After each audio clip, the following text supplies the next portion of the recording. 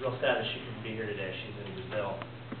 She couldn't make it back, so she sent me along with something to read from her. So I thought I'd share that with you today. I wish I could be here personally to share with you about my Grandma Rosie. Inside of her petite body, my grandma held more love than anyone I've ever known. I've spent a lot of my time the past few days thinking of all the memories we made together, all the times we spent together. I hope you'll enjoy hearing a few of my favorites. As a small child, I always wanted to sit on Grandma Rosie's lap more than anyone else's. It was always open, always comfortable, and always filled with love. I remember camping trips with Grandma and Grandpa in their trailer, and waking up and eating those cheese biscuits Grandma would make. When I was 6 years old, my brother and I took a road trip with them, and Grandma took us to south of the border, which we thought was so cool. When we made it to Florida, my brother and my cousins and I put on a concert, which featured my brother and I playing piano, and skits danced to New Kids on the Block.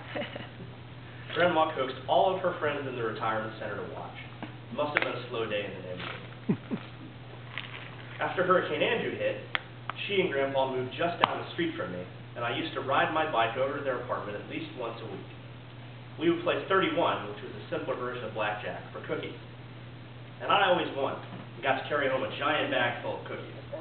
It wasn't until I was an adult that Grandma confessed she always made Grandpa let me win. And the one and only time he beat me, Grandpa argued with him for hours after I left.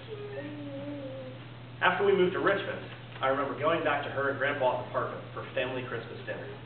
Grandma would cook up a feast, always making sure she had my favorites of mac and cheese and chocolate pie.